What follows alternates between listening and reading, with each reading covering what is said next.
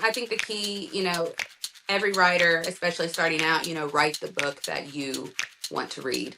And when I kind of focused in on that is when I really started to make gains in terms of my career.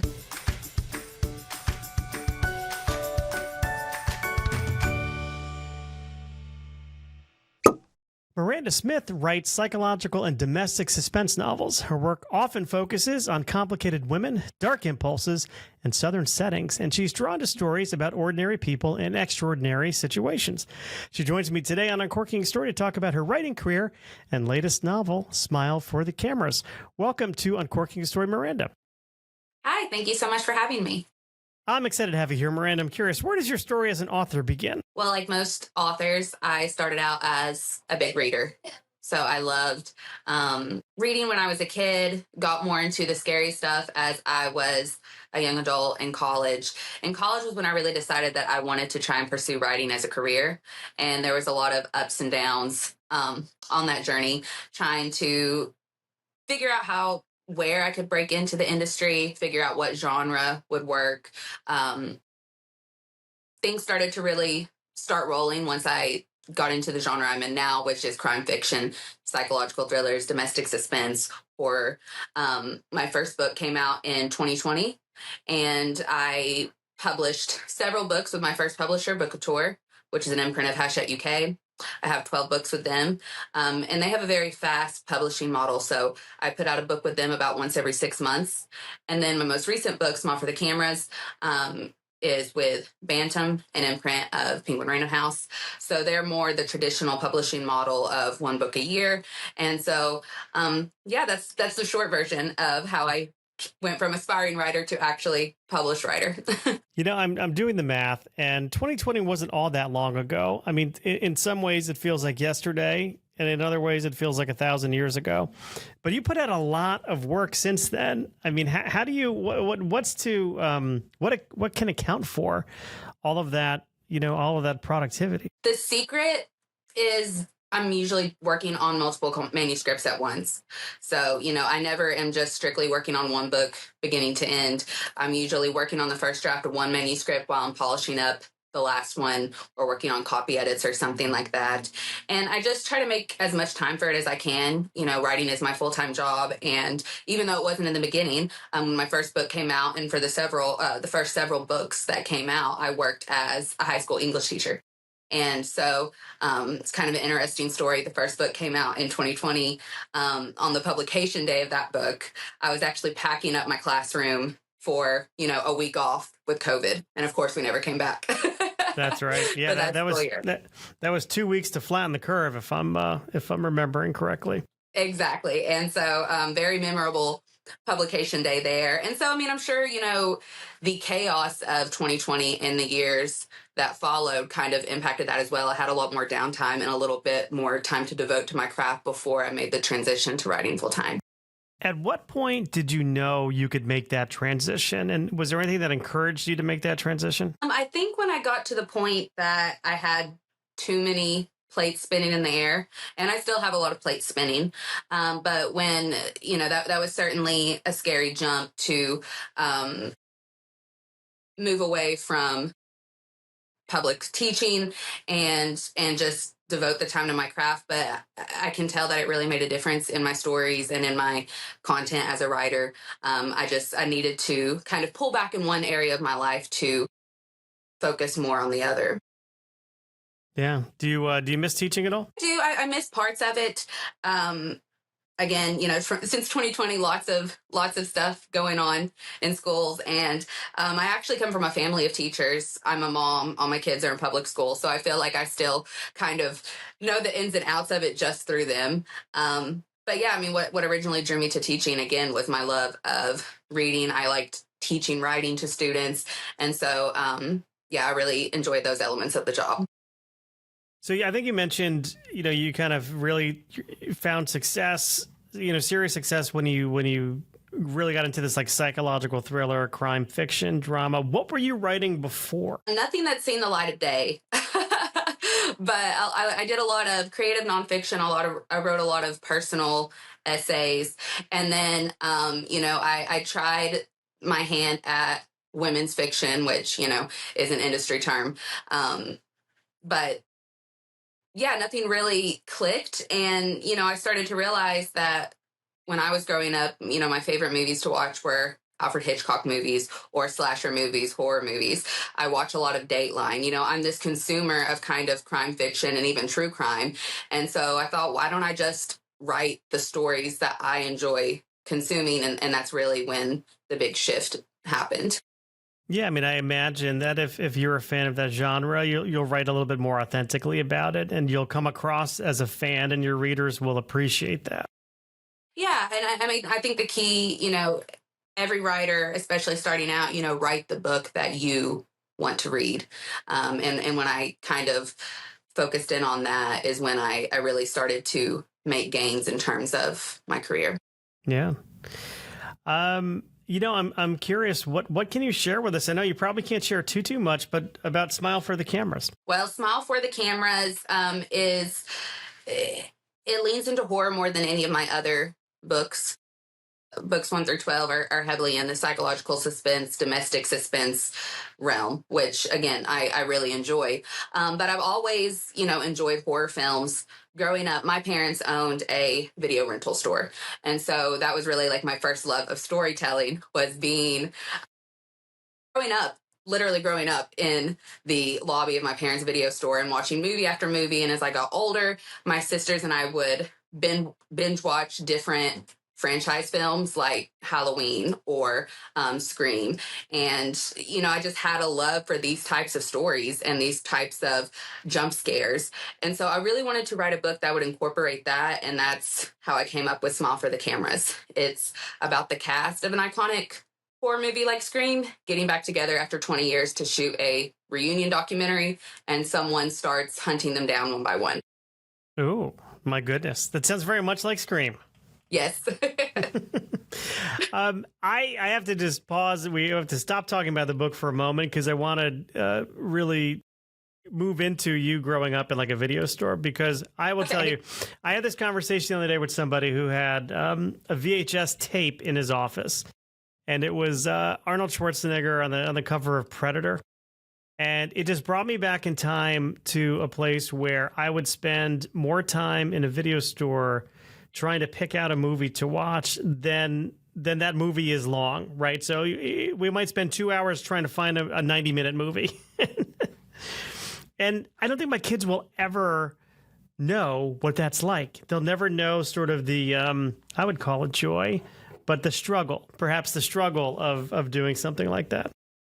And having to wait what seemed like so long for a certain movie to come out. That was one of the perks of my dad owning at the store is, we would get movies, a couple of months early before their release date. And so that was always really exciting. But now, with Netflix and streaming, our children are just used to instant gratification, or at least my kids are. So they'll never really understand, like you said, the joy and maybe sometimes frustration in, renting movies and waiting for the next one to come out. Yeah, and really having to judge a movie by its cover. I mean, that's, how else were you going to pick out a movie? Like you didn't have reviews, you didn't have, the IMDb to look at. It was, hey, this looks like a cool cover, let's get it. And the other disappointment was, trying to find something and the tape wasn't available. Yes. And which wasn't a problem for you because you're getting things a couple months ahead of time, but for us normal people, the plebes, if you will, that was a thing. And then of course there was the, hey, you return a movie or you rent a new movie and then you find out at checkout that, oh, you have late fees. Right. Kids are never going to know what late fees are. No. And I was the rewind girl. I would rewind the movies that people would return growing up. And again, something kids today will just never understand, having to rewind a movie all the way before you can put it back on the shelf. And yeah. Here's something I always wanted to ask somebody who worked at a video store. Did you ever judge people based on the movies that they were returning or that they were renting? I think so. No, I think I was probably just, young and not really paying attention. By the time I was a teenager, sadly, the store closed. And, we hardly even have video rental stores anymore. I don't know, maybe they do in some cities, but, it definitely is like a or was a dying industry. But yeah, I was young enough that, I didn't really judge people. But, yeah, I'm sure there were some interesting rentals out there. I'm like, hey, this guy's rented A League of Their Own like 17 times in the past month. It's like, just buy it already. Yes. I live in Connecticut, and we actually had a video store called Critics' Choice Video on Hope Street. It just closed last year, and I've been wondering for years, I'm like, what's really happening in there? Like, what is that a front for? Because there is no way that store is getting enough traffic and video rentals right to justify its rent in a high rent area. Yeah. But I'll never know because they closed a few months ago. Man, I'm surprised that there was one out that long. I think it was 2004, 2005 when my parents closed the store. So, 20 years ago, which does not seem like it was 20 years ago, but yeah. I have to ask also, favorite horror franchise growing up. What is it? Mine probably is Scream. I love the meta influence of the films and how they really kind of poke fun at other tropes in the horror genre. Of course, Halloween is a classic. I love the Michael Myers, just kind of, I feel like that's the first one that I really got into, and my sisters and I would like, hey, we have to rent the next one. And then like Halloween 3 has nothing to do with the storyline, and now we're back with Michael Myers again. And yeah, so I would say Scream and Halloween are my top two. I know we had to wait till Halloween 4 in order to bring him back. And that actually was a really good movie, Halloween 4. But yeah, 3 was really out there. It was like totally different. No Michael Myers. If I remember correctly, kids were putting on masks. They were hearing a Silver Shamrock song, and then they were getting possessed or killed or something. It was something with, witchcraft or something. Yeah, I guess it didn't work for the viewers, and that's where I like, okay, we're going to go back to Michael Myers for the next, 10 films. Yeah. But why can't Michael Myers die? Like, that's something that has bothered me, because it's not like he was, Freddy Krueger coming to you in your dreams, right? He was like this real person. He's been shot, I don't know how many times, maybe he was in a car crash and in fires and stuff, but yeah, he was still kicking. Yeah, no, I loved all those movies. Then did you ever watch the was it Freddy versus Jason? Was it Freddy versus Jason? Those I've seen some of them. I can't say that I've seen every single one, but I think there's one like Freddy versus Jason in space or something like that. So they kind of go in a crazy direction. There was a Hellraiser in space, and I'm like, how did that happen? Yeah. I'm like, and I was a huge fan of the Hellraiser franchise, but I'm like, man, how the heck did that happen? Not so much the reboot. I didn't love the reboot. So I'm curious. I'm always curious, Miranda, when I talk to authors such as yourself, what advice would you give aspiring authors? I know that there's a number of them who listen to this show. Like, what would you tell somebody who has a dream of writing, 12 books in a few years? Like, what would you tell somebody? Again, write the book that you want to read. If you want to be successful in this industry, then you have to know what readers enjoy. You have to read other writers. It makes you a better writer. I've certainly improved my craft from book 1 to book 13, and I attribute that to studying my craft, reading books from other people within the genre that, I really admire. So, always keep learning. And really the key is just persistence. Even, since publishing that first book, there's been lots of ups and downs. I think it's a field where, very, very few writers just kind of lean back and say, okay, I'm safe. It's something you always have to keep working toward. And yeah, just keep going. I certainly received several rejections before my first book came out.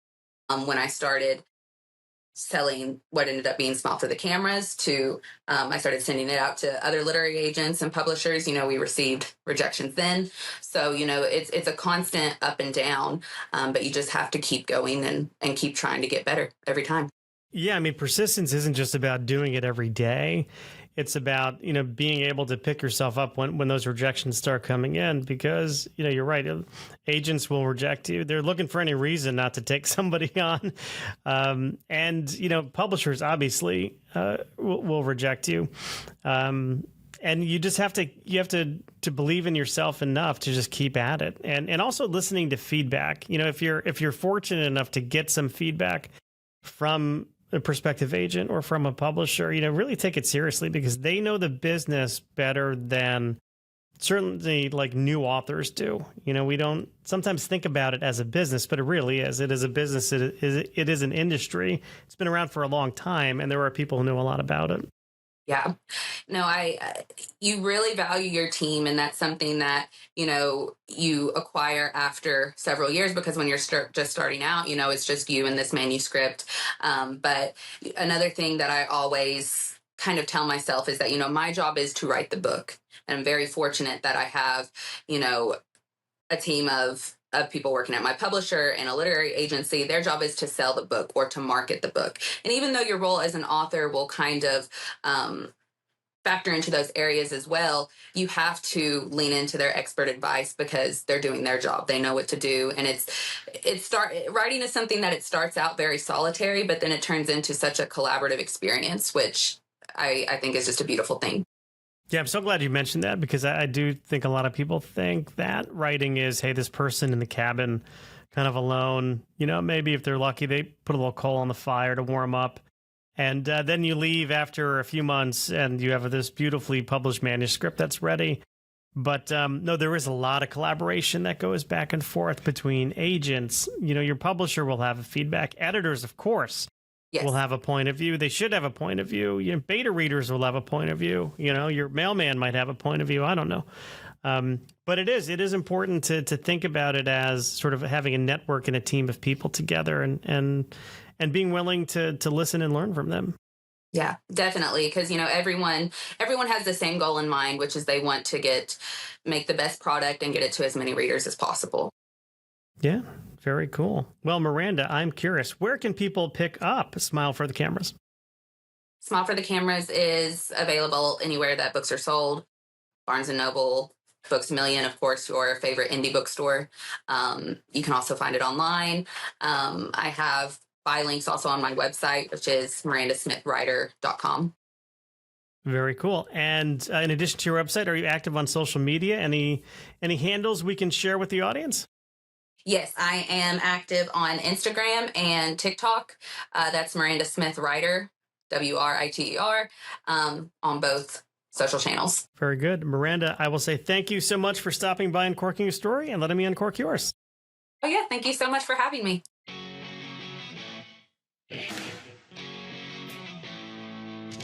Thanks for listening to Uncorking a Story. If you'd like more information about today's guest or to find out more about Mike, go to uncorkingastory.com. If you enjoyed the show, please subscribe, rate, and review us at Apple Podcasts, Spotify, or wherever you get your podcasts. Tune in every week to hear Mike Carlon uncork a new story.